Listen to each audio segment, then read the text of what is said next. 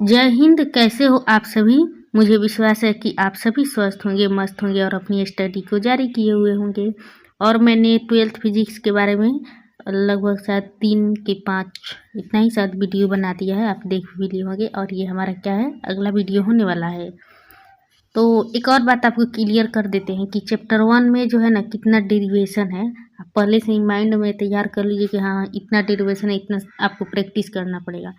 और एक और बात बता दें कि चैप्टर 1 से लेकर 7 तक इतना ही ऐसा चैप्टर है जिसमें बहुत ज़्यादा डेरिवेशन है। मतलब एक चैप्टर में आपको 10, 15, 12 ऐसे मिलता रहेगा, यही चैप्टर है। इसके बाद से जो चैप्टर है उसमें बहुत कम डेरिवेशन है। और एक ऑप्टिक्स वाला चैप्टर है, उसमें थोड़ा 3-4 गो ज़्यादा डेरिवेशन है।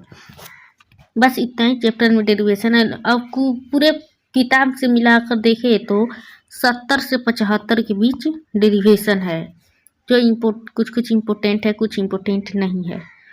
तो देखिए चैप्टर 1 के बारे में बता दें तो चैप्टर 1 में चाहे छोटा डेरिवेशन हो, चाहे बड़ा डेरिवेशन हो, चाहे इम्पोर्टेंट डेरिवेशन है, चाहे बिना इम्पोर्टेंट डेरिवेशन, ही जितना है कुल मिलाकर 20 को है, 20 को या 19 को है। देखिए मैंने एक जगह इसको लिख लिया है। सबसे पहला डेरिवेशन है कूलॉम का नियम, ये तो इसका वीडियो मैंने अपलोड कर दिया है।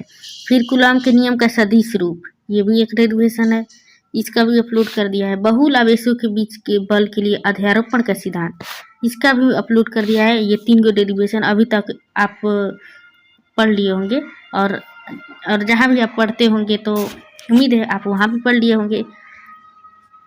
फिर आया यहाँ से देखिए डेरिवेशन, एक डेरिवेशन पढ़िएगा आप। बिंदु आवेश के कारण वैद्युत क्षेत्र की तीव्रता, वैद्युत क्षेत्र की तीव्रता का अध्यारोपण का सिद्धांत। फिर वैद्युत द्विध्रुव के कारण tan A स्थिति में वैद्युत क्षेत्र, निरक्षीय स्थिति में वैद्युत क्षेत्र।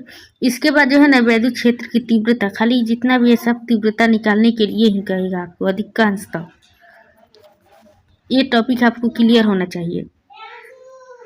फिर एक समान विद्युत क्षेत्र में द्विध्रुव, फिर द्विध्रुव पर लगने वाला बल आघूर्ण, और रेखीय आवेश वितरण के लिए वैद्युत क्षेत्र की तीव्रता, पृष्ठीय आवेश वितरण के लिए आयतन आवेश वितरण के लिए। ये जो 3 डेरिवेशन देख रहे हो ये सिर्फ एक टाइप का है, ये एक प्रकार है, आवेश वितरण के प्रकार से संबंधित ये 3 डेरिवेशन है। फिर आता है गाउस का नियम या गाउस के प्रमेय की उत्पत्ति, और यह भी बहुत इम्पोर्टेंट है चैप्टर 1 का। समझो क्या बोले हैं, मतलब ये इम्पोर्टेंट है गाउस का नियम। और इस नियम से बहुत सारे डेरिवेशन होते हैं। पहले आएगा कि गाउस के नियम की उत्पत्ति के बारे में बताना है। दूसरा गाउसे के नियम से कूलॉम का नियम, जो F बराबर Q1 Q1 Q2 बटा R स्क्वायर जो आपने सिद्ध किया है, वो इस गाउस के नियम से भी आपको निकालने के लिए आता है, एक बार आया भी था।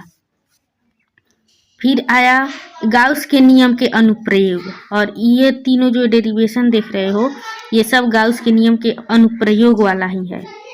तो ये सब हल्का है, ये सब आपको गाउस का नियम एकदम याद होना चाहिए, और ज़्यादा हार्ड भी नहीं है गाउस का नियम। तो ये सब क्या है, ये गाउस का नियम का अनुप्रयोग है, ये सब अनुप्रयोग ही है, लेकिन मैंने सबको अलग अलग कर दिया है। तो इस तरह से छोटा बड़ा जितना भी मिलाकर है कुल 19 डेरिवेशन है आपके पास। और एक और बात बता दें कि यह जो क्वेश्चन था, एक समान वैद्युत द्विध्रुव आघूर्ण, द्विध्रुव पर कार्यरत बल आघूर्ण, ये जो है 2026 के दीर्घोत्तरीय प्रश्न में पूछा हुआ था। अगर आपने व्हाट्सएप चैनल फॉलो किया होगा तो उसमें अब देखिएगा मैंने ये आज ही भेजा है, और ये क्या है 2026 में पूछा हुआ था। और जानते हो मेरे फिजिक्स के मार्क्स में क्या हुआ है, शायद मेरा लघुत्तरीय जो बनाई थी वो सब चेक हो गया है, और लगता है दीर्घोत्तरीय प्रश्न मेरा चेक ही नहीं हुआ है। बताओ, मेरा 19 मार्क्स मिला है उसमें। बट कोई बात नहीं, हो सकता है आप लोग के समय में ये सब ना हो, जो हमारे साथ हुआ है आप लोग के साथ ना हो। तो देखिए ये 2026 में पूछा हुआ था, और इसमें ये बिंदु आवेश के कारण वैद्युत क्षेत्र की तीव्रता देख रहे हो, ये जो है 2 नंबर में पूछा जाता है, वैद्युत बिंदु आवेश के कारण वैद्युत क्षेत्र की तीव्रता। लेकिन अगर इसको दीर्घ में पूछना होगा ना तो इसके साथ कह देगा गाउस के नियम की परिभाषा दो, और गॉस के नियम का सत्यापन करो और फिर बिंदु आवेश के कारण वैद्युत क्षेत्र की तीव्रता ज्ञात करो। इस तरह करके 3-4 क्वेश्चन मिला के तब दीर्घ उत्तरीय देता है, लेकिन ये जो है लघु उत्तरीय क्वेश्चन है और ये इम्पोर्टेंट है। ये अनुदैर्ध्य स्थिति में यानी अक्षीय स्थिति में, निरक्षीय स्थिति में एक समान में वैद्युत द्विध्रुव, फिर बल आघूर्ण, और ये भी इम्पोर्टेंट नहीं है, ये तीनों कुछ नहीं है, बस थोड़ा थोड़ा काम आता है। और इम्पोर्टेंट क्या है, गाउस के नियम।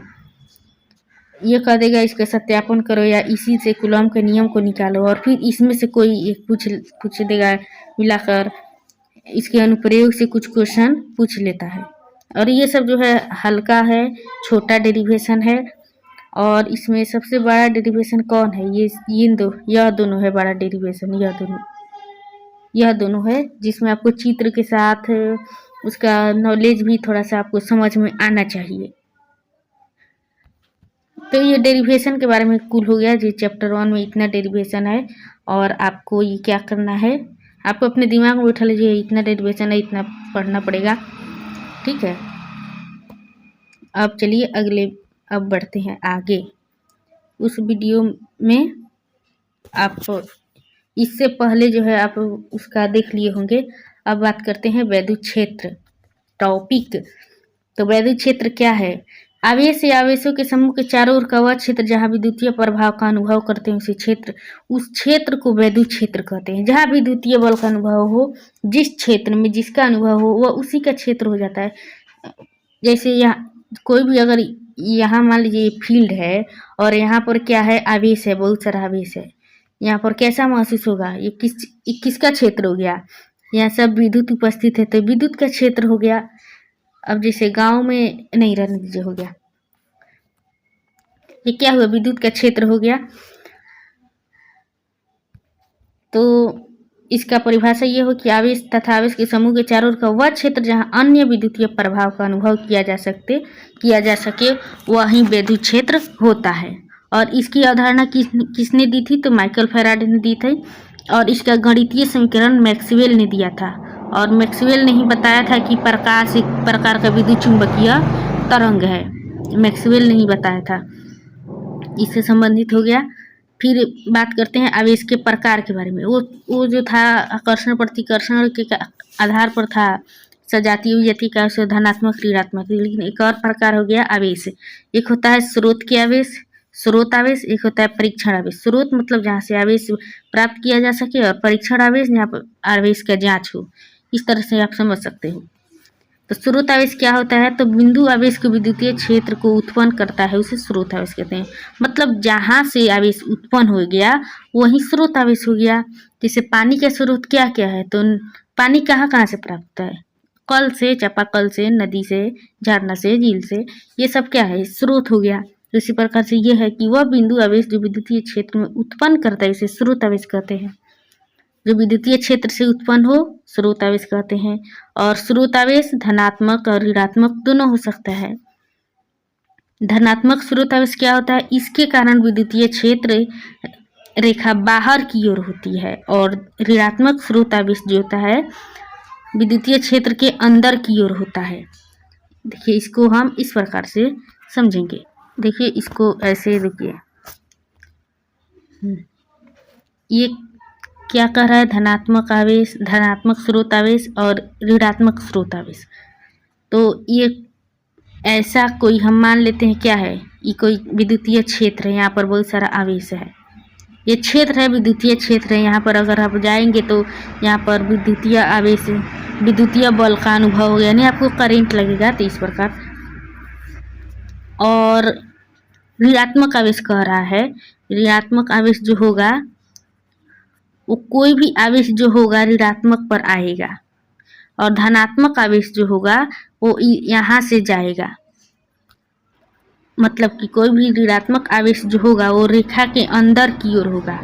ये हो गया ऋणात्मक आवेश। तो इसमें रेखा क्या होगा, एकदम अंदर की ओर होगा, कहीं से होगा इसी में प्रवेश करेगा, ये अंदर की ओर हो रहा है। ऋणात्मक आवेश में क्या होता है, रेखा जो होता है अंदर की ओर होती है।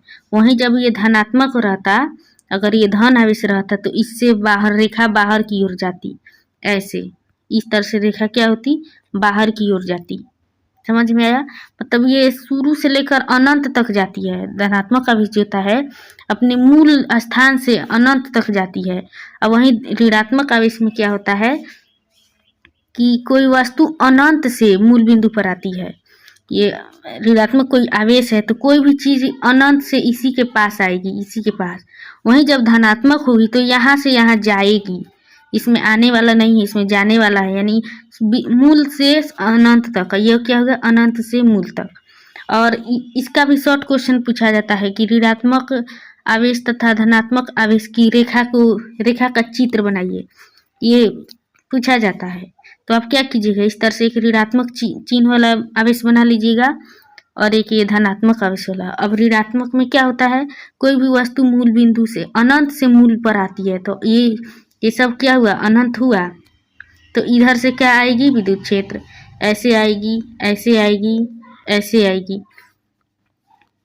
इसमें क्या होगी? अंदर की ओर आएगी। वहीं धन आवेश के बारे में क्या करा है, इसका अनंत की ओर होती है इसका रेखा, तो ये बाहर जाएगी, बाहर जाएगी।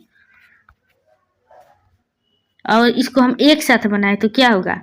अगर हम इसी को एक साथ बनाए तो होगा क्या? अगर ये ऋणात्मक है, ये धनात्मक आवेश है, तो कोई वस्तु मूल बिंदु से जो होती है ऋणात्मक पर आती है, यानी यह वस्तु तीर जो है यहाँ पर आके इधर मिल जाएगी, एकदम मिल जाएगी, इधर से मिल जाएगी, इधर से मिल जाएगी, ऐसे भी ये बन जाएगा। तो ये हो गया हमारा क्या? स्रोत आवेश। अब स्रोत आवेश की अवस्था, इसकी अवस्था क्या क्या है? तो स्रोत आवेश, इससे विद्युतीय क्षेत्र उत्पन्न होता है। गतिशील स्रोत आवेश, स्थिर स्रोत आवेश मतलब जो रुका हुआ आवेश है उससे क्या उत्पन्न होगा? तो इससे विद्युतीय क्षेत्र उत्पन्न होगा। गतिशील स्रोत आवेश मतलब जो आवेश गति कर रहा है उससे चुंबकीय क्षेत्र उत्पन्न होगा।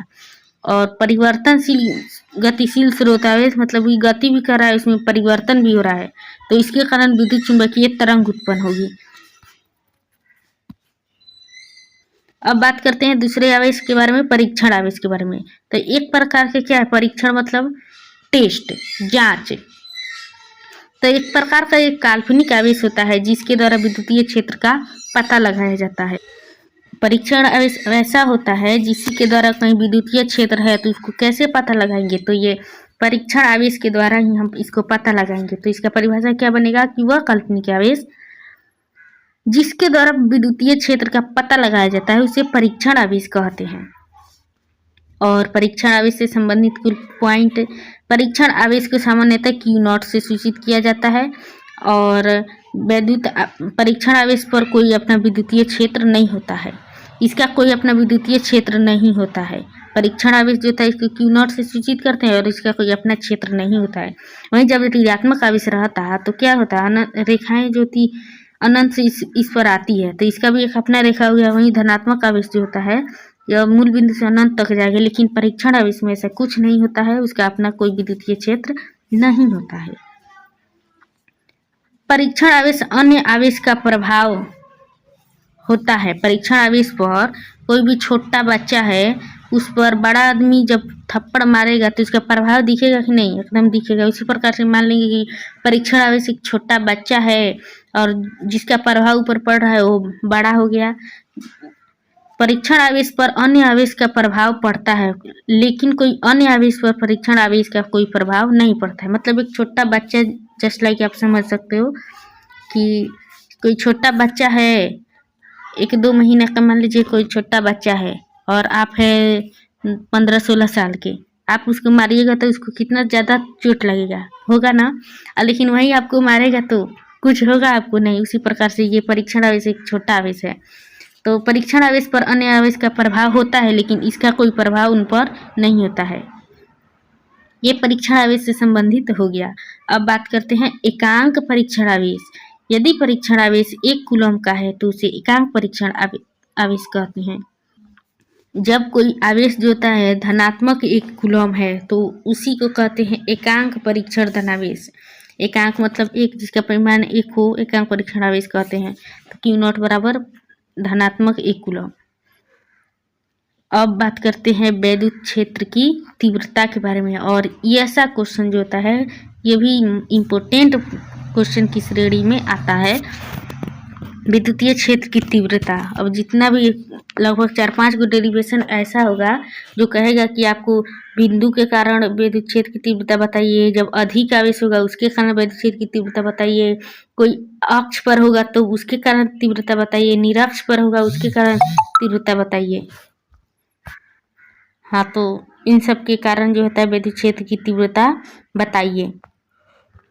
अब विद्युत क्षेत्र की परिभाषा जान लीजिए कि जब किसी परीक्षण आवेश को विद्युतीय क्षेत्र के भीतर लाया जाता है तो परीक्षण आवेश पर आरोपित बल तथा परीक्षण आवेश Q0 के अनुपात को विद्युत क्षेत्र की तीव्रता कहते हैं।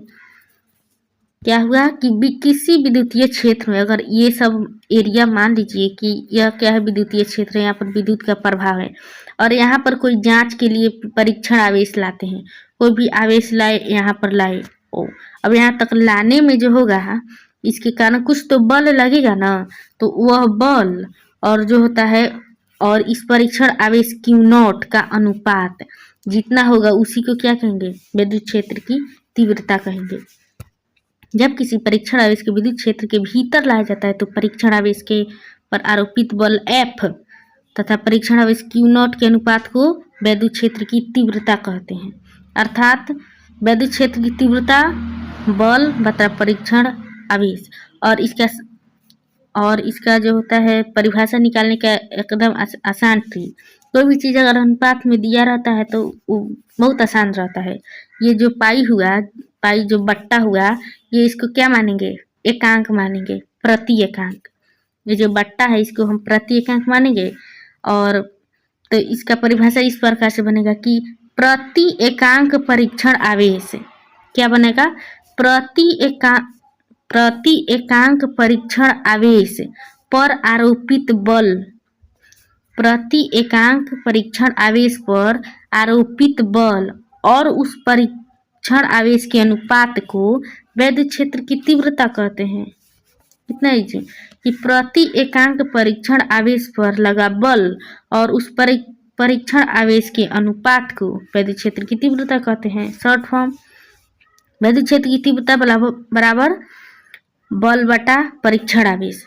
अब विद्युत क्षेत्र की तीव्रता को E से सूचित किया जाता है, तो E बल को किससे सूचित करते हैं, F से, परीक्षण आवेश को Q0 से, तो यहाँ पर हो गया Q0, यानी E बराबर हुआ Q0। और वहीं जब इसको सदिश रूप में लिखा जाएगा तो इसके ऊपर क्या लग जाएगा, तीर लग जाएगा। और ये क्या है, विद्युत क्षेत्र की तीव्रता एक सदिश राशि है, ये भी आपको याद रखना है। बल क्या है, परीक्षण आवेश क्या है और विद्युत क्षेत्र की तीव्रता, ये सब क्या है, सदिश राशि की अदिश राशि, तो ये सब है सदिश राशि है। ये आवेश जो है अदिश राशि है, विद्युत क्षेत्र की तीव्रता उसी प्रकार से क्या है, सदिश राशि है। और जो भी राशि सदिश राशि रहती है इस पर फैक्टर लगाता है, तो सदिश रूप में इस प्रकार से लिखा जाएगा, यह क्या है, सदिश राशि है। परीक्षण आवेश बहुत छोटा है, परीक्षण आवेश क्या होता है, एकदम छोटा होता है, जांच के लिए छोटा सा बच्चा होता है।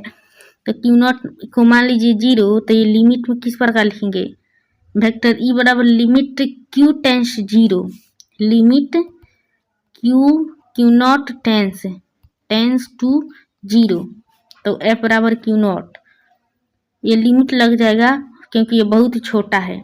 अगर एग्जाम में प्रश्न पूछा जाएगा ना कि विद्युत क्षेत्र की तीव्रता बताइए, विद्युत क्षेत्र की तीव्रता, तो सबसे पहले आपको ये परिभाषा लिखना पड़ेगा। जब आप लिख लीजिएगा, इसको भी लिख लीजिएगा, जब आप इसको लिख लीजिएगा तो फिर आपको ये भी लिखना पड़ेगा लिमिट लगाकर। तो इतना तक ये हो गया। और ये जो है बिंदु आवेश के कारण निकालना है, तो इसको हम निकालेंगे। अब विद्युत क्षेत्र की तीव्रता से संबंधित कुछ बातें, इससे संबंधित कुछ पॉइंट जिससे ऑब्जेक्टिव बनता है। तो विद्युत क्षेत्र की तीव्रता कहते हैं, विद्युत क्षेत्र को ही विद्युत क्षेत्र की तीव्रता कहते हैं। और विद्युत क्षेत्र की तीव्रता का एसआई मात्रक क्या हो गया, न्यूटन प्रति कूलॉम। जब E बराबर विद्युत क्षेत्र की तीव्रता है, प्रति एकांक आवेश है और उस पर लगा बल है, तो बल का मात्रक क्या होता है, तो बल का मात्रक न्यूटन होता है। और Q0 यानी ये आवेश हुआ, तो इसका मात्रक क्या होता है, कूलॉम। तो विद्युत क्षेत्र की तीव्रता का मात्रक क्या हो गया, न्यूटन प्रति कूलॉम हो गया। और वहीं चैप्टर 2 में एक और मात्रक आपको मिलेगा वोल्ट प्रति मीटर। न्यूटन प्रति कूलम इक्वल टू वोल्ट प्रति मीटर। ये जो है चैप्टर 2 में पढ़ना है। क्या है आपको चैप्टर 2 में पढ़ना है। और इसका सीजीएस मात्रक क्या हुआ, तो न्यूटन प्रति कूलम, और इसको डाइन कहते हैं, डायरेक्ट डाइन या फैराडे। फिर बात करते हैं इसके बीमीय सूत्र के बारे में। तो ई हो गया ई बराबर एफ बटा क्यू नॉट। और एफ किसका, एफ का मात्रक क्या है न्यूटन, कूलम का मात्रक क्या है, सॉरी आवेश का मात्रक क्या है कूलम। अब देखिए न्यूटन का बीमा क्या होता है mLt⁻⁻², और कूलम का आवेश क्या होता है 80 होता है, सॉरी आवेश बोली हूँ बीमा, उसका बीमा क्या होता है 80 होता है। तो ये m जो हुआ लिखा गया, फिर क्या हुआ l आया तो l भी लिख लिए, फिर क्या है t, अभी क्या है -2 है, क्या है -2 है, और ई टी है जो ऊपर जाएगा तो माइनस का रूप लेगा, एकदम लेगा। तो ये इसमें क्या हो जाएगा जुट जाएगा, तो हो जाएगा 2 से क्या होगा -3, और फिर ए के साथ भी माइनस लग जाएगा। तो इसका वैद्युत क्षेत्र की तीव्रता का बीमीय सूत्र क्या होगा mLt पर पावर -3 ए पर पावर -1। ये हो गया उससे संबंधित बातें। अब विद्युतीय क्षेत्र में किसी आवेश पर लगने वाला बल, तो विद्युतीय क्षेत्र में किसी आवेश पर लगने वाला बल, विद्युतीय क्षेत्र मतलब ई, आवेश मतलब क्यू, ई क्या होता है एफ, और इसका संबंध क्या पढ़े हैं कि किसी परीक्षण आवेश पर लगा बल तथा बल के अनुपात, बल और परीक्षण आवेश के अनुपात को क्या कहते हैं विद्युत क्षेत्र की तीव्रता। तो ई सबसे क्या निकलेगा, तो ई बराबर एफ बटा क्यू नॉट। अब बल के बारे में पूछा है, बल के बारे में पूछा है ई बराबर एफ बटा क्यू नॉट होगा। अब पूछा है इसी पर लगा बल के बारे में, तो इसका फॉर्मूला निकालना है। तो इसको क्या करेंगे खदेड़ देंगे, कोई भी चीज़ अगर भाग में रहता है तो इधर बराबर की उस पर जाकर गुने में बदल जाता है, तो एफ बराबर हो जाता है ई क्यू नॉट हो गया। उसी प्रकार से यहाँ पर निकाला गया है। और ये क्या है जी ऑब्जेक्टिव में भी पूछा जाता है कि किसी विद्युतीय क्षेत्र में आवेश पर लगने वाले बल का परिभाषा क्या होगा, या बल का सूत्र क्या होगा, तो एफ बराबर ई क्यू नॉट होगा। ये हो गया। और वही वेक्टर रूप यानी सदिश रूप में इस पर तीर लग जाएगा, तो ये भी हो जाएगा। तो एक विद्युतीय क्षेत्र में किसी आवेश पर लगने वाला बल का फॉर्मूला क्या होगा, आवेश गुना विद्युतीय क्षेत्र, ये आपको समझ आ गया होगा। फिर इससे संबंधित कुछ पॉइंट, यदि विद्युतीय आवेश धनावेश हो तो लगने वाली बल की दिशा विद्युत क्षेत्र की दिशा में होता है, बल की दिशा में होता है। कोई भी अगर यहाँ तक के क्षेत्र को मान लीजिएगा विद्युतीय क्षेत्र, ये हो गया। और इसमें क्या होता है कि कोई धन आवेश है प्लस आवेश जो है, तो इस पर बल की दिशा किस दिशा में होगी, तो उसी के दिशा में होगी, विद्युत क्षेत्र की दिशा में ही होगी। कोई अगर धन आवेश है तो अगर कोई भी विद्युतीय क्षेत्र इस तरह है, अगर इस तरह है कि मान लीजिए इस तरह मतलब इधर और क्या है, इधर और है विद्युतीय क्षेत्र, इधर है क्या विद्युतीय क्षेत्र, मतलब इस साइड क्या है हमारा विद्युतीय क्षेत्र है। और कह रहा है कि विद्युतीय क्षेत्र में धनावेश हो यानी कोई प्लस आवेश हो तो उसकी दिशा विद्युतीय क्षेत्र की दिशा में, यानी इसकी दिशा भी इसी के दिशा हो जाएगी जिधर विद्युतीय क्षेत्र है। वहीं जब ये ऋणात्मक होगी, अगर ये ऋणात्मक होती ऋण आवेश, तो इसकी दिशा क्या होती, इसके विपरीत होती यानी कि इधर आती। ये आपको समझ आ गया होगा। और यह क्या है एक छोटी बातें है, लेकिन ये छोटी बात को आपको याद रखना है क्योंकि डेरिवेशन में यही काम आएगा। तो ये समझ आ गया होगा ना आपको कि अगर विद्युतीय क्षेत्र ऐसे है इधर और विद्युतीय क्षेत्र है और इसमें कोई धन आवेश है तो इसकी दिशा किधर होगी, इसी की दिशा होगी। अगर कोई क्या है ऋण आवेश है, तो अगर ये ऋण आवेश सॉरी ऋण आवेश ऐसे होता है, ऐसे होता है। और तो अगर ऋण आवेश है तो क्या होगी, इसकी दिशा के विपरीत यानी कि ऋण आवेश किधर जाएगा, इधर जाएगा। ये हो गया। वहीं इसमें लिखा हुआ है कि यदि विद्युतीय क्षेत्र में धनावेश तो लगने बल की दिशा वैद्युत क्षेत्र की दिशा में होता है, और यदि विद्युतीय क्षेत्र में ऋण आवेश हो तो लगने वाला बल विद्युत क्षेत्र के विपरीत होता है। फिर बात करते हैं वैद्युत क्षेत्र के प्रकार के बारे में। किस प्रकार से विद्युत क्षेत्र के प्रकार होते हैं? तो दो तरह के होते हैं, एक होते हैं एक समान, एक होते हैं असमान। एक समान में जितना विद्युतीय क्षेत्र होगा बिल्कुल एक जैसा होगा। अगर कोई चीज ऐसे हो रहा है, जितना भी क्षेत्र होगा सब ऐसे ही होगा, सब ऐसे ही होगा। इसकी दिशा क्या होगी? एकदम समान होगी। रेखा क्या होगी? एकदम समानांतर होगी। वहीं जब असमान वैद्युत क्षेत्र की रेखा होगी वो क्या होगी? असमान होगी। इसके नाम से ही कोई इधर जाएगा, कोई इधर जाएगा, कोई ऐसे जाएगा, कोई टेढ़ जाएगा, कोई ऐसे, कोई वैसे। इस प्रकार से ये क्या होगी? असमान होगी। इसकी कोई समान दिशा होगी ही नहीं। अब एक समान वैद्युत क्षेत्र क्या होता है? तो ऐसा विद्युत क्षेत्र जिसके प्रत्येक बिंदु पर विद्युत क्षेत्र का परिमाण और दिशा समान हो उसे एक समान विद्युतीय क्षेत्र कहते हैं। यानी कि ऐसे एकदम सीधा, समानांतर, एक जैसा, एक बराबर। ये क्या हुआ? एक समान विद्युतीय क्षेत्र हो गया। और असमान विद्युतीय क्षेत्र ऐसा विद्युत क्षेत्र जिसके प्रत्येक बिंदु पर विद्युत क्षेत्र की दिशा और परिमाण क्या हो? समान नहीं हो। कोई ऐसे जा रहा है, कोई देखिए कैसे जाएगा? असमान। एक समान में सब एक जैसा होगा, एक बिंदु से ही जाएगा और उसका परिणाम भी समान होगा। लेकिन वहीं और जब असमान होगा तो कोई ऐसे जाएगा, कोई ऐसे जाएगा, कोई इस तरह सीधा चला जाएगा, कोई मुड़ जाएगा, कैसा भी हो जाएगा, लेकिन असमान होगा। इसमें और इसमें क्या है? बहुत ज़्यादा अंतर है। तो ये हो गया क्या? वैद्युत क्षेत्र के प्रकार हो गए। और यहाँ से देखिए एक छोटा सा डेरिवेशन हुआ स्टार्ट। ये जो होता है दीर्घोत्तरीय बोल रहे हैं, लघुत्तरीय में 2 मार्क्स वाले प्रश्न में क्या है पूछा जाता है। इसको भी हम कॉपी पर अभी लिख कर बताएंगे। ये देखिए चैप्टर 1 का जो है चौथा डेरिवेशन है, जो कि शॉर्ट क्वेश्चन आंसर में पूछा जाता है। अगर इसे दीर्घोत्तरीय में पूछना होगा ना तो इसी के साथ कई सारी परिभाषाएं भी पूछ लेगा कि गाउस के नियम बताइए और बिंदु अवस्थ के कारण वैद्युत क्षेत्र की तीव्रता बताइए। तो ये शॉर्ट क्वेश्चन में भी पूछा जाता है और दीर्घोत्तरीय में भी पूछा जाता है। तो इसके लिए सबसे पहले क्या करना पड़ेगा? ये टॉपिक दिया है कि बिंदु आवेश के कारण वैद्युत क्षेत्र की तीव्रता ज्ञात करनी है। और ये शॉर्ट क्वेश्चन में पूछा जाने वाला सबसे फेवरेट क्या है? डेरिवेशन है और आसान डेरिवेशन है। तो इसके लिए क्या करना पड़ेगा? कोई भी इधर को ये सब को क्या मान लेंगे? विद्युतीय क्षेत्र, विद्युत क्षेत्र ये मान लेंगे, और इधर कोई क्या लेंगे? आवेश लेंगे। और इस आवेश के कारण क्या करना है? इसकी तीव्रता ज्ञात करनी है। और तीव्रता का क्या होता है कि किसी एकांक परीक्षण आवेश पर लगा बल तथा उस परीक्षण आवेश के अनुपात को क्या कहते हैं? वैद्युत क्षेत्र की तीव्रता कहते हैं। तो लेकिन अब ज्ञात करना है मतलब कि एगो बिंदु आवेश के कारण। तो जो कोनो भी डेरिवेशन बनाने के लिए सबसे पहले क्या क्लियर होना चाहिए? हमारा फिगर क्लियर होना चाहिए, हमें चित्र बनाना आना चाहिए। तो इसको क्या कीजिएगा? सबसे पहले चित्र बनाना पड़ेगा। मेरे पास इस समय तो पेंसिल उपलब्ध नहीं है, तब तक मैं कलम से ही बनाऊंगी। लेकिन आप लोग को क्या करना है? पेंसिल से बनाना है, प्रैक्टिस करना है, ठीक है। तो इधर कोई मान लेंगे क्या है? क्षेत्र, और क्षेत्र में मान लेंगे कोई बिंदु आवेश।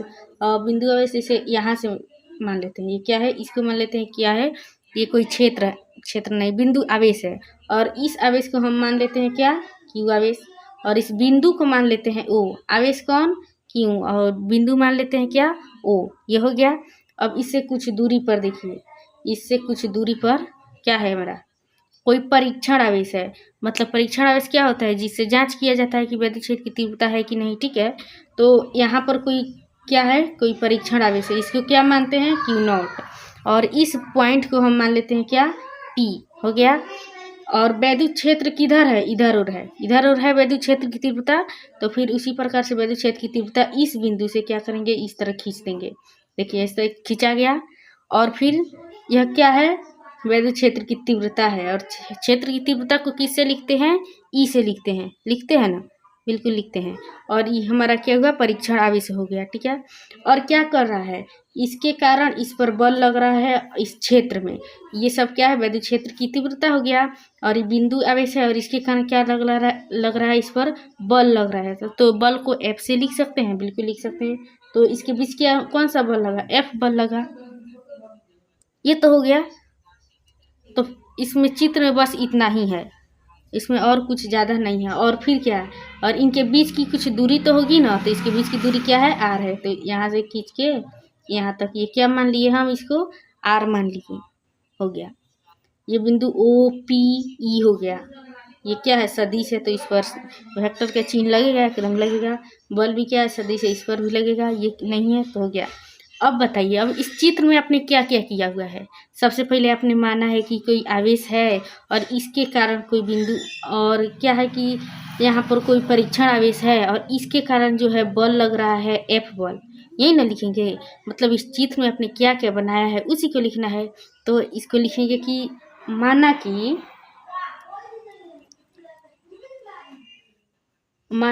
बिंदु O पर, माना कि बिंदु O पर कोई बिंदु आवेश, ये बिंदु क्या है, O है, और इस पर कोई बिंदु आवेश क्या है, Q है। तो कोई बिंदु आवेश, अक्षर खराब हो तो खराब होगा, क्योंकि फास्ट तो लिखना है, नहीं तो बहुत ज़्यादा समय लग जाएगा।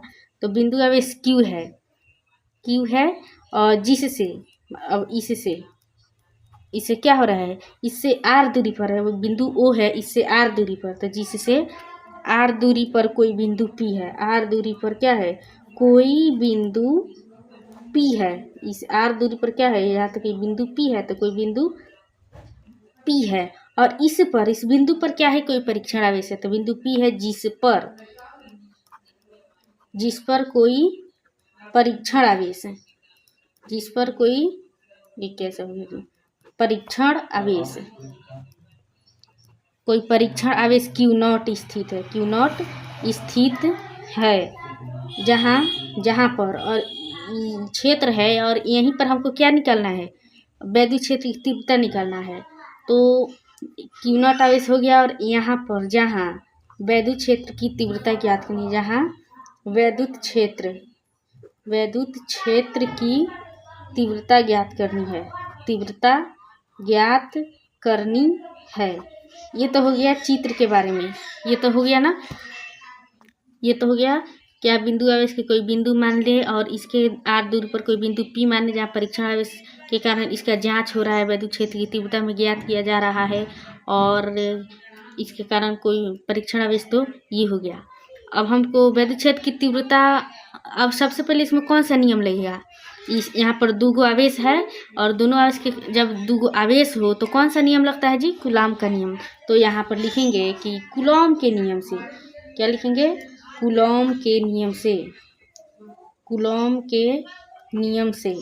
अब हमारा कूलॉम का नियम क्या कहता है, F कहता है कि, या इसको 1/4 पाई एप्सिलॉन नॉट, और Q1 आवेश Q1 Q2 बटा आर स्क्वायर, ये होता है। लेकिन हमारा Q1 के बदले क्या है, बड़ा वाला Q है, तो ये F हुआ, और यहाँ पर 1/4 पाई एप्सिलॉन नॉट, और Q1 के बदले क्या लिखेंगे, बड़का Q, और Q2 क्या है, परीक्षण आवेश है, तो परीक्षण आवेश क्या है, Q0 है, हो गया। और आर स्क्वायर, तो आर स्क्वायर, तो ई तो हो गया। अब इसको हम कुछ मान लेंगे तो ठीक रहेगा, तो इसको क्या माने, 1 मान लेते हैं, समीकरण नंबर 1 हो गया। ये तो हो गया। अब ई क्या है, ये बल हो गया।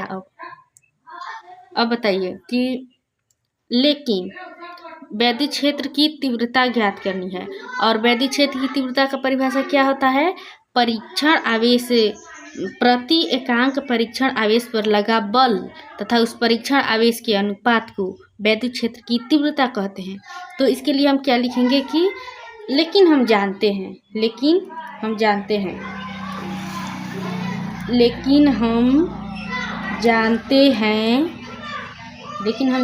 कि वैद्युत क्षेत्र की तीव्रता क्या होती है, ई।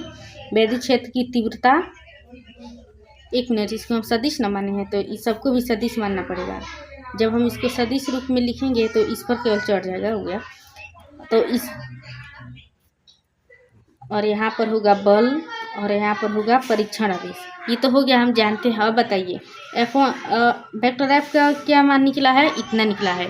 तो लिखेंगे इसी के जगह पर, यहाँ पर लिखेंगे ई, और देखिए जब ये वेक्टर में है तो यहाँ पर आर कैप लग जाएगा, क्योंकि ये सदिश है और सदिश में बदलने के लिए यहाँ पर कैप आर लगाना पड़ता है, क्योंकि इससे कुछ घटता बढ़ता नहीं है, बस इसका मान भी एक ही होता है।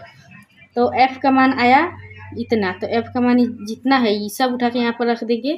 क्या है 1/4 पाई एप्सिलॉन नॉट बड़का क्यू नॉट बटा आर स्क्वायर, और ये हो गया आर कैप। और ये तो बल का फॉर्मूला हो गया, लेकिन इसके बट्टे में क्या है क्यू नॉट आवेश है, क्यू नॉट आवेश हो गया। अब क्या होगा, इससे ये कट जाएगा, एकदम कटेगा। जब कट जाएगा तो बचेगा क्या, जो बचेगा उसी को लिख दीजिए 1/4 पाई एप्सिलॉन नॉट, ये क्यू और ये हो गया आर स्क्वायर और ये हो गया कैप आर। ये तो हो गया। अब बिना सदिश में भी लिख सकते हैं, तो इसको हटाएंगे तो क्या होगा, ई बराबर 1/4 पाई एप्सिलॉन नॉट क्यू बटा आर स्क्वायर, ई हो गया। बस इसका बिंदु आवेश के कारण फॉर्मूला ही हो गया, इतना ही तो है। तो क्या लिखेंगे कि यह बिंदु आवेश के कारण, क्या है, यह बिंदु आवेश के कारण वैद्युत क्षेत्र की तीव्रता है, वैद्युत क्षेत्र की तीव्रता है। बस ये इतना ही है, इससे ज़्यादा नहीं है, देख लीजिए। और इससे क्या इम्पोर्टेंट बातें हैं, इससे मतलब इससे संबंधित महत्वपूर्ण बिंदु। अब इससे महत्वपूर्ण बिंदु क्या होगा, अगर ई हो गया और इन सब के बदले हम यहाँ तक हो गया तो सिद्ध हो गया, बस इतना ही है। लेकिन इससे ऑब्जेक्टिव जो बनता है उसको भी तो देख लेना जरूरी है। तो मान लीजिए इसको किसका मान है, ये सब के का मान है, तो इसके बदले के लिख सकते हैं, यहाँ पर क्यों लिख सकते हैं, ये आर स्क्वायर हो गया। और ऑब्जेक्टिव में प्रश्न पूछेगा कि बिंदु आवेश का रूप होता है, ऐसे दे देगा और किसके समानुपाती होता है, तो इस प्रकार से लिख देंगे आर स्क्वायर वर्ग के समानुपाती होता है, ये हो गया। फिर होता है और यह अब हमारा ई क्या है, आवेश है, मतलब स्रोत आवेश है। तो एक ऑब्जेक्टिव ई बन जाएगा और दूसरा ऑब्जेक्टिव ई बन जाएगा, ये गुना ये स्रोत आवेश के समानुपाती होगा और ये दूरी के वर्ग के व्युत्क्रमानुपाती होगा। और ई जो है क्या, ये इसमें कहीं देखिए परीक्षण आवेश दिख रहा है, बिल्कुल नहीं दिख रहा है। तो इसका मतलब क्या हुआ कि यह परीक्षण आवेश पर निर्भर नहीं करता है, ये हो गया। बिंदु आवेश के कारण तीव्रता निकालने पर ये इतना आया है, ई बराबर 1/4 पाई एप्सिलॉन नॉट Q1 बटा R square I vector R cap, ये इतना आया है। और इस सब के बदले के लिख सकते हैं, बिल्कुल लिख सकते हैं, तो इसके बदले यहाँ पर के लिखा चुका है। और इसके महत्वपूर्ण बिंदु क्या होगा, ये ऑब्जेक्टिव में पूछा जाता है कि बिंदु आवेश के कारण विद्युत क्षेत्र की तीव्रता किसके समान होता है, तो ऐसे कहा जाएगा, बताइए इसके समान होगा या इसके समान होगा, या फिर सॉरी इसको क्यू बना देते हैं, इसको केवल आर बना देते हैं। तो लेकिन किसके समान होगा, वर्ग के समान होगा। तो महत्वपूर्ण बिंदु यही है। तो ई समानुपाती 1/r स्क्वायर और ये कोई क्यू आवेश है। फिर इसके एक पॉइंट नंबर 1 कि बिंदु आवेश के कारण विद्युत क्षेत्र की तीव्रता परीक्षण आवेश पर निर्भर नहीं करती है। बिंदु आवेश के कारण अगर तीव्रता ज्ञात करना हो तो किस पर निर्भर नहीं करेगा, परीक्षण आवेश पर, इसका कोई मतलब नहीं होता है। दूसरी चीज, बिंदु आवेश की तीव्रता स्रोत आवेश के आधार पर बिंदु आवेश की तीव्रता स्रोत आवेश पर निर्भर करता है, जिससे विद्युत क्षेत्र की तीव्रता स्रोत आवेश के समानुपाती होती है, ई बराबर क्यू। और एक क्यू नॉट जो है परीक्षण आवेश क्या होता है, एकदम ई कट जाता है और ई बच जाता है। तो इसका पॉइंट ये हुआ। बिंदु आवेश के कारण बिंदु आवेश की तीव्रता स्रोत आवेश पर निर्भर करता है, हाँ निर्भर करता है, परीक्षण आवेश पर निर्भर नहीं करता है, इस पर स्रोत आवेश पर करता है, जिसमें आवेश के ई बराबर क्यू के क्या होता है, समानुपाती होता है। और इसका ग्राफ भी होगा, ई बराबर आर, ई समानुपाती किसके समानुपाती होगा, विद्युत क्षेत्र की तीव्रता किसके समानुपाती, तो वर्ग व्युत्क्रम नियम के। तो ये हो गया आर स्क्वायर, अर्थात दूरी बढ़ने पर विद्युत क्षेत्र की तीव्रता ई का मान घटता है। अच्छा, ये बताइए कि आपको समानुपाती और व्युत्क्रमानुपाती समझ में आता है? उम्मीद है आता ही होगा। अगर कोई भी फार्मूला कैसा भी, अगर इसी की वजह से मान लेते हैं कि ई बराबर हो गया 1/r², ये समानुपाती हो गया, और कह रहा है कि दूरी का मान बढ़ने पर ई का मान घटेगा। कैसे घटेगा ये कभी आप सोचे हो? तो एक उदाहरण से मान लेते हैं कि यहाँ पर हो गया ई, यहाँ पर हो गया r², और इसका जो मान होगा जितना हम बढ़ाएंगे उतना इसका क्या होगा, घटेगा। इसका हम बढ़ाएंगे, इसका घटेगा। अगर हम इसको घट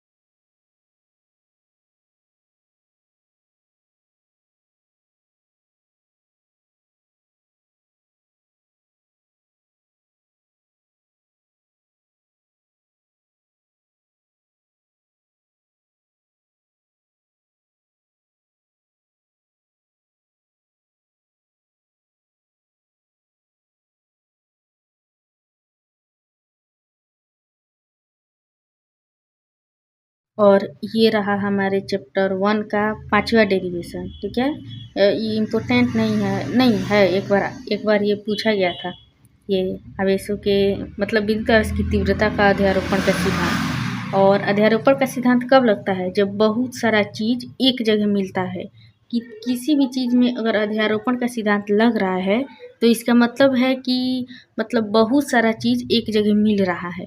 और इसमें कह रहा है कि विद्युत आवेश की तीव्रता का, यानी कि बहुत सारे विद्युत आवेश होंगे और वो जो है किसी एक बिंदु पर मिलेंगे। तो इस प्रकार से ये होता है कि विद्युत आवेश की तीव्रता का अध्यारोपण का सिद्धांत।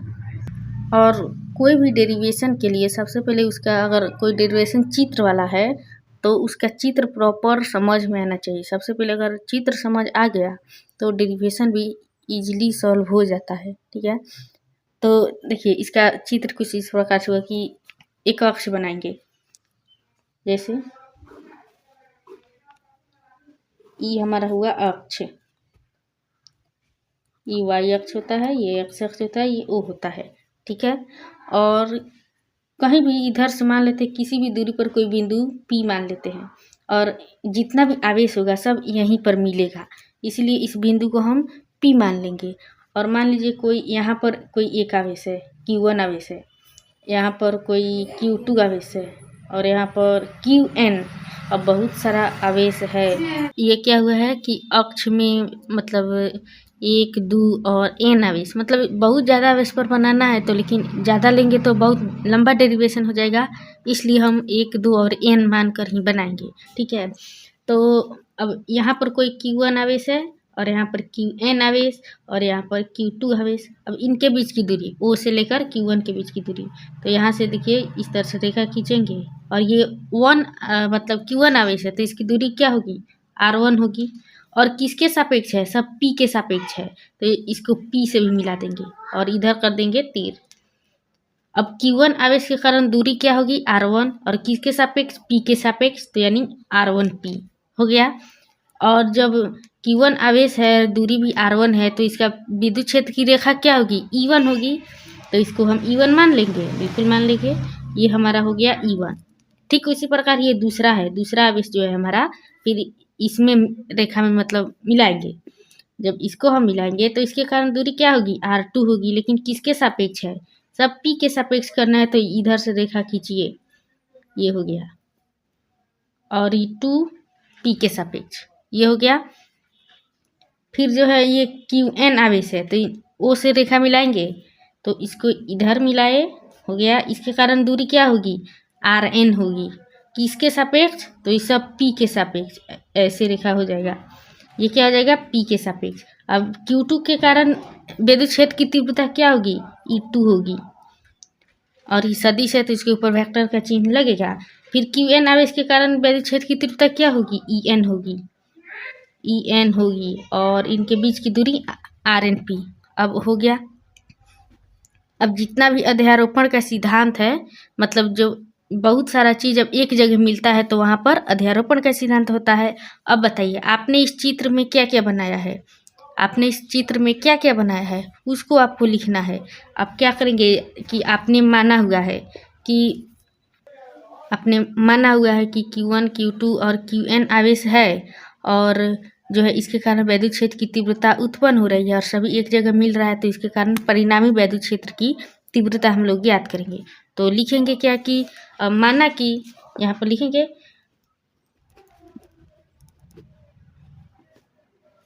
माना कि बिंदु आवेश कितना है, 3 को माने हैं, तो Q1 Q2 और Qn, ये हमारा क्या हुआ, आवेश है। Q1 आवेश के कारण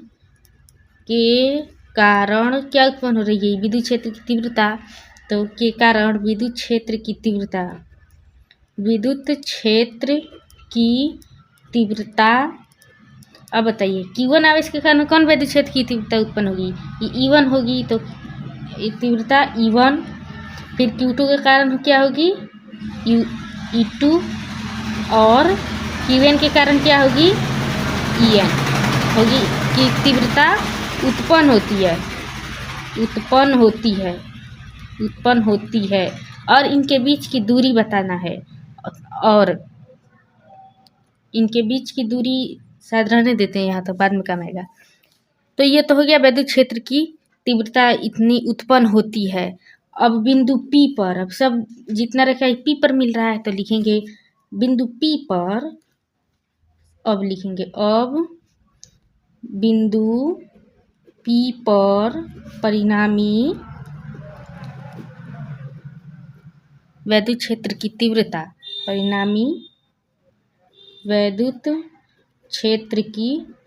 तीव्रता,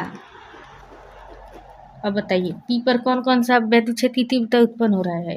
अब परिणामी को एक बड़ा वाला E मान लेंगे, ओके, और फिर इसमें जो उत्पन्न हुआ है, मतलब इससे Q1 आवेश के कारण, Q2 आवेश के कारण, Qn आवेश के कारण, इस सबको क्या होगा, परिणामी योग होगा, तो ये परिणामी योग, तो E1 हो गया, फिर प्लस E2 हो गया, और फिर प्लस डैश सबसे ज़्यादा न है, कहाँ तक है, n तक, तो होगा En। ये हो गया हमारा।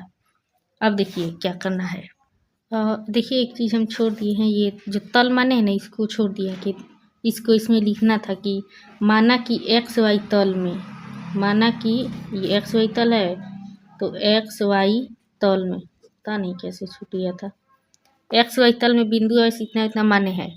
और अब देखिए, अब सबके कारण अब निकालेंगे विद्युत क्षेत्र की तीव्रता। तो ये तो तीव्रता हो गया अध्यारोपण। अब इसी में लागू होगा अब सब। अब E1 E2 En का सब क्या करना है, मान निकालना है। तो लिखेंगे अब Q1 आवेश के कारण, Q1 आवेश के कारण R1 दूरी पर विद्युत क्षेत्र की तीव्रता, विद्युत क्षेत्र की तीव्रता। अब बताइए विद्युत क्षेत्र की तीव्रता क्या होगी, किसी भी बिंदु आवेश के कारण क्या होता है।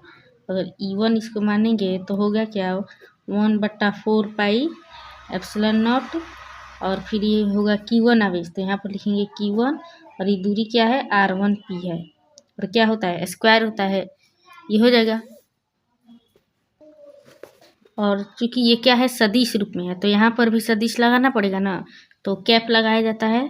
तो R1P, और ये हो गया क्या, कैप, और इसको हम मानेंगे समीकरण नंबर 1। अब इसी प्रकार से सबका होता रहेगा, तो लिख देंगे इसी प्रकार Q2 आवेश के कारण, Q2 आवेश के कारण R2P, ये Q2 है तो इसके तरह दूरी जो है R2P होगा। R2 है दूरी पर विद्युत क्षेत्र की तीव्रता।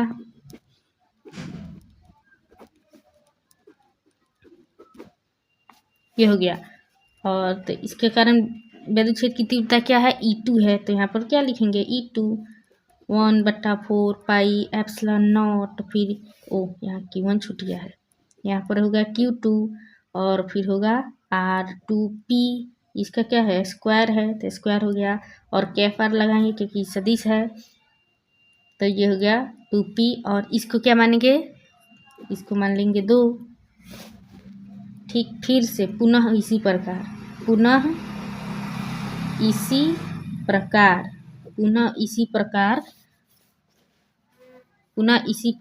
En आवेश के कारण, En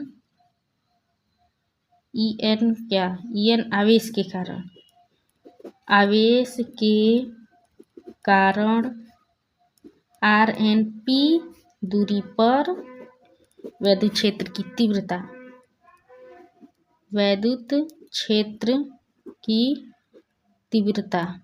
ये तीव्रता हो गया। तो विद्युत क्षेत्र की तीव्रता En होगा, वहाँ पर Q1 है, बार कंफ्यूज हो गया, Q1 ना होगा, 1/4 पाई एप्सिलॉन नॉट Qn, और क्या RNP, और क्या स्क्वायर, और कैप में भी लगेगा। और इसको मान लेंगे हम समीकरण नंबर 3।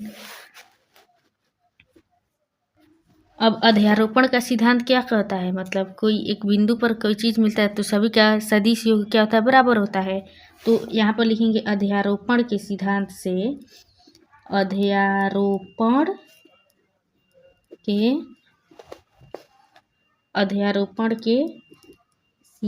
से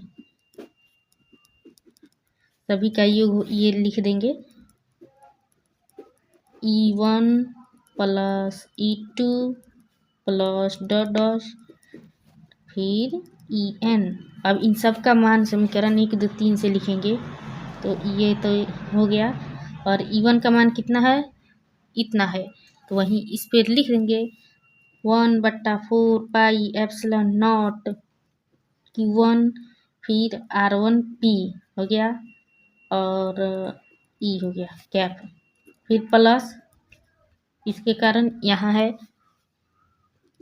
1/4 पाई एप्सिलॉन नॉट Q2/R2P और 2P कैप, फिर डॉट 1/4 पाई एप्सिलॉन नॉट, और यहाँ पर क्या होगा Qn, फिर ये हो गया NP और कैप RNP हो गया। अब बताइए इन सब में कोई चीज़ कॉमन है जो ले सकते हैं? तो ये सब जो है सभी में क्या है, कॉमन है। तो 1/4 पाई एप्सिलॉन नॉट और ये हो गया पी। ये स्क्वायर कैसे छूट गया जी? फिर इसमें से सब कॉमन ले लेंगे ना, तो ये हो गया Q2 और R2P, फिर प्लस डैश डैश करके है QNRNP।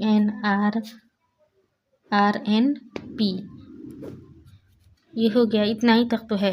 और फिर अब बहुत सारा चीज़ अगर जोड़ में रहता है तो उसको सांख्यिकी, मतलब 10th क्लास में पढ़े होंगे सांख्यिकी, सभी मतलब सिग्मा में लिखा जाता है। अगर बहुत सारा चीज़ अगर योग में है तो उसको हम सिग्मा में लिख सकते हैं, और सिग्मा में जो अगर लग गया तो सब चीज़ विस्तृत होते रहता है, बहुत अधिक संख्या तक भी जोड़ा जा सकता है। तो उसी नियम को इसमें भी लगाएंगे। और इसमें क्या हो रहा है, सब इसी के अनुसार सब बदल रहा है। देखिए यहाँ पर 1 है तो यहाँ पर भी 1 है, यहाँ पर 2 है तो यहाँ पर भी 2 है, यहाँ पर n है तो यहाँ पर भी n है। अब बहुत सारा चीज़ जब जुड़ में रहता है तो उसको सिग्मा के रूप में बहुत छोटे से फॉर्म में लिख सकते हैं, और उसका मतलब भी सेम वैसा ही होगा। तो ये विद्युत क्षेत्र की तीव्रता अगर हम लिख देंगे और जो कॉमन है उसको लिख देंगे 1/4 पाई एप्सिलॉन नॉट, ये हो गया। अब इसको देखिए सिग्मा के रूप में ऐसे लिखेंगे, ये सिग्मा बन जाएगा। कहाँ से शुरू हो रहा है, तो यहाँ से शुरू हो रहा है 1 से, तो यहाँ पर इनिशियल लिखेंगे, इनिशियल बराबर 1, मतलब ये 1 से शुरू हो रहा है। और कहाँ अंत हो रहा है, n तक, तो यहाँ पर लिख देंगे n। और ये हमारा लास्ट पॉइंट हो गया, ये इनिशियल यानी शुरुआत का पॉइंट, तो 1 से शुरू हो रहा है। अगर ये 2 से शुरू होता तो यहाँ पर 2 लिखते, लेकिन 1 से शुरू हो रहा है तो 1 लिखेंगे। कहाँ तक जा रहा है, n तक, तो ये ऊपर n हो गया। अब बताइए इसमें क्या क्या है। अब वो Q है तो Q लिखेंगे, Q 1 की जगह क्या है, I, तो इसको हम I लिख देंगे, QI। फिर बटा है R, ये देखिए इसमें स्क्वायर ही छूट गया है। फिर इसमें भी क्या लिख देंगे, I, और ये P, और ये कैफ R वाला तो ये देखो जी ये भी छूट गया है, कैफ R1P होगा, ये सब में R2P, और ये है RNP, देखो ये भी छूट रहा था, और RIP कैफ में, देख लीजिए हो गया। बस इतना ही है। तो ये हमारा हो गया विद्युत क्षेत्र की तीव्रता के कारण अध्यारोपण का सिद्धांत, और ये इतना में ही ख़त्म हो गया। और फिर यह क्या है, हमारे चैप्टर 1 का 5वां डेरिवेशन है। देखिए यहाँ तक हो गया, ये इजी है, 1-2 बार प्रैक्टिस कीजिएगा ना सब हो जाएगा। और ये क्वेश्चन जो है ना शायद 2009 में पूछा गया था, हालांकि 2009 का रिकॉर्ड मेरे पास नहीं है, लेकिन हमें सर बताए थे ये शायद 2009 में ये पूछा गया था। ये क्वेश्चन अध्यारोपण का सिद्धांत, विद्युत क्षेत्र की तीव्रता कारण अध्यारोपण का सिद्धांत, ये 2009 में शायद मतलब एक बार पूछा गया है, उसके बाद कभी नहीं पूछा है। तो इसको भी आप 1-2 बार प्रैक्टिस कर लीजिएगा, ये भी हो ही जाएगा। अब देखिए, अब कल के वीडियो में हम लोग विद्युत क्षेत्र की रेखाएं के बारे में, और दूसरी चीज विद्युत द्विध्रुव आघूर्ण, फिर अक्षीय स्थिति में तीव्रता ज्ञात करनी है, फिर निरक्षीय स्थिति में तीव्रता ज्ञात करनी है। कल ये 4 टॉपिक क्लियर हो जाएगा कल के वीडियो में। और आज के वीडियो तक इतना ही रखते हैं, वीडियो 1 घंटा से बहुत ज़्यादा ही हो गया होगा। और फिर मिलेंगे उस अगले वीडियो में, तब तक के लिए जय हिंद जय भारत। स्टडी करते रहिए, पुनः जय हिंद जय भारत।